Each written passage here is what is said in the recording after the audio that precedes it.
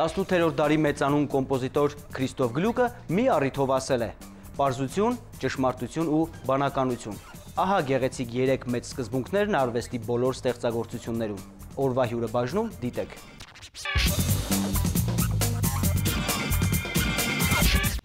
Սիրելի հեռուստադիտող, երիտասարդության կենտրոն նախագծին այսօր հյուրընկալվել է դերասան բեմադրիչ Նարեկ Դուրյանը։ Ողջույն, պարոն Դուրյան։ Բարև ձեզ։ Դուք այն եզակի դերասաններից եք, ով գրեթե իր բոլոր ներկայացումներին ունենում է լեփ-լեցուն դահլիճ, նույնիսկ մոնո ներկայացումների ժամանակ։ Որն է Նարեկ Դուրյանի հաջողության գաղտնիքը, ինչու են ձեզ այդքան սիրում։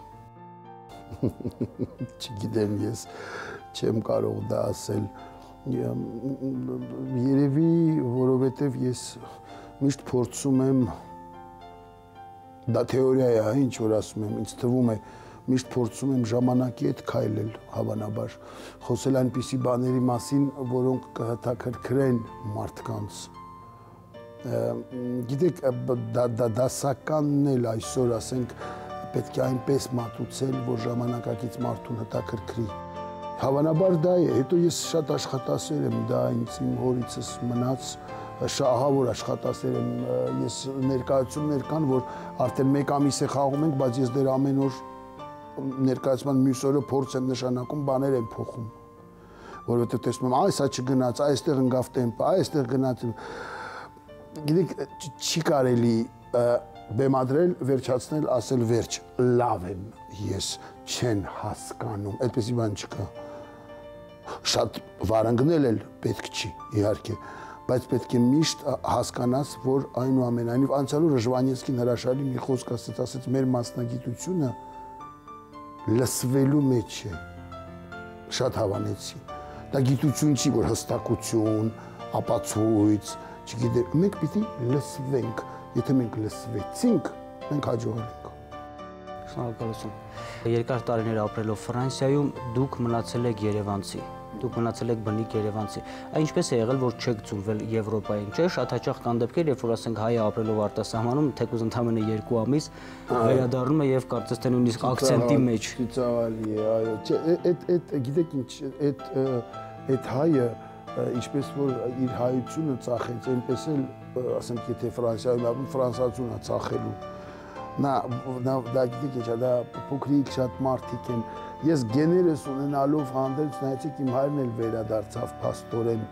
մենք վատ չէինք Եվրոպայում, ուզում եմ ասեմ, ծանր այդպես վիճակի մեջ չէինք, որ վերադարձանք, այսինքն տնտեսական հարցեր չեն, սա գեներ են, եւ ի վերջո դա մի ամբողջ անցյալ է, որ այդպես վերցնես, նետես մեկ կողմ, ես չեմ պատկերացնում։ Ես իմ կյանքը առանց այս քաղաքի չեմ պատկերացնում, դա բացառվում է։ Որն է հայ մարդու ամենագովելի հատկանիշը։ Խելքը երևի։ Գիտեք, մեր անխելքության մեջ էլ խելք կա։ Լուրջ եմ ասում։ Շատ հաճախ, հիմա չեմ ուզում օրինակներ տալ, սխալ քայլերը բերում են ճիշտ արդյունքի, նույնիսկ դիվանագիտության մեջ է պատահում։ Սխալ քայլ են անում, բայց ճիշտ ռեզուլտատի են հասնում։ Մենք խելոք ենք, մենք խելացի ենք։ Պարզապես ցավալի է, երբ մենք շատ ենք արդեն, կարծես այդ խելքը այսպես մտնում է կոնֆլիկտի մեջ բոլորի խելքը եւ դմբոյ անում ենք այդ շատ ընդհանրապես խելացի ազգեր նկատել եք, չէ՞։ Սպորտի մեջ, երբ միասին են այդ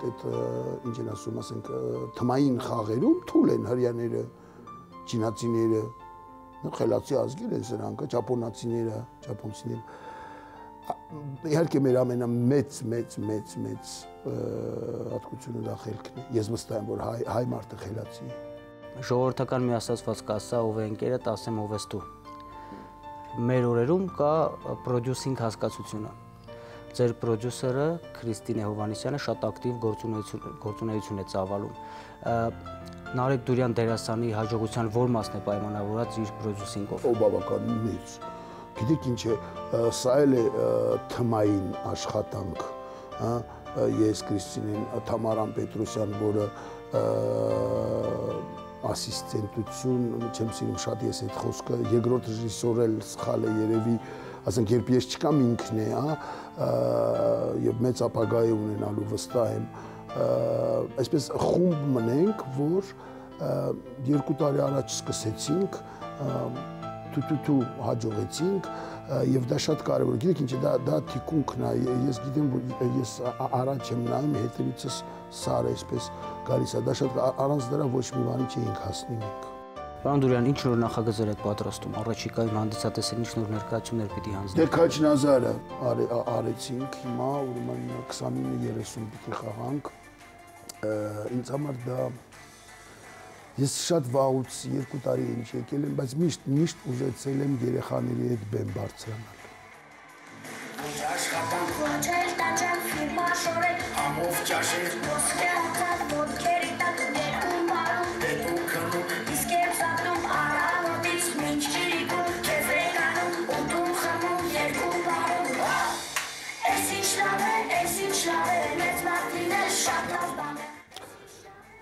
Երեխաները ամենամեծ դերասաններն են։ Գիտեք,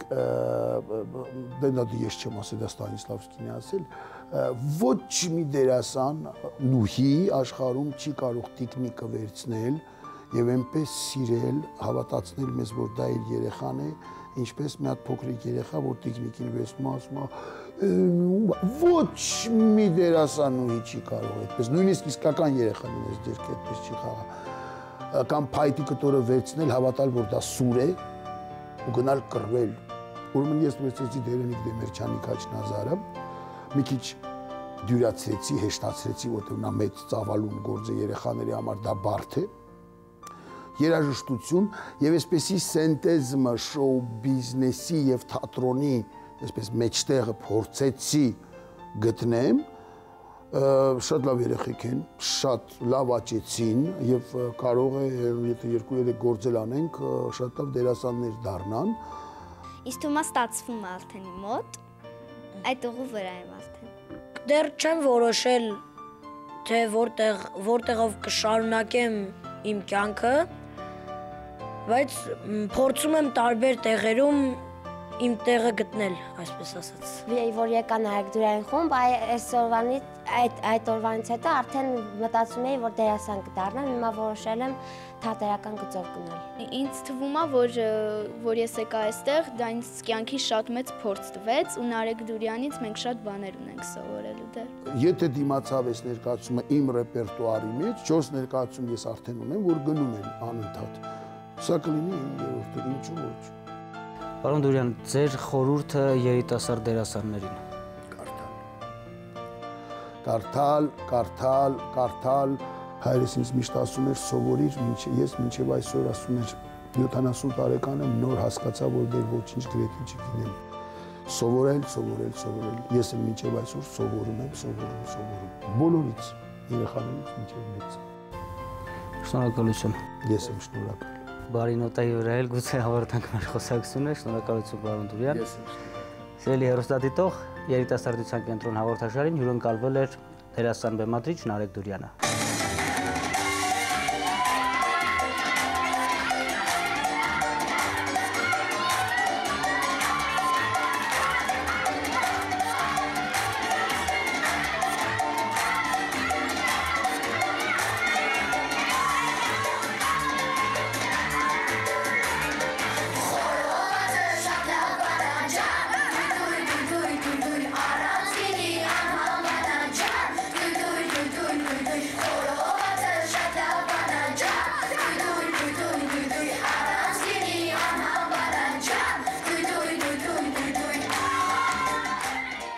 Ես Նարեկ Օվանչին ցանկանում եմ, որ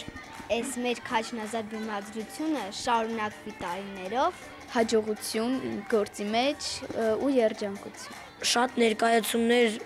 հաջողություններ հասնի իր ներկայացումներով։ Ես ցանկանում եմ Նարեկ Օվանչին մեծ համբերություն, որովհետև այս ներկայացումը մեկ միջև բեմադրեցիք, Նարեկ Օվանչը ինքը շատ պահանջկոտ է, դա շատ լավ է, էլի, որ երկար խաղանք։ Շատ էր ջղայնանում, դա իրան ցանկանում եմ մեծ համբերություն։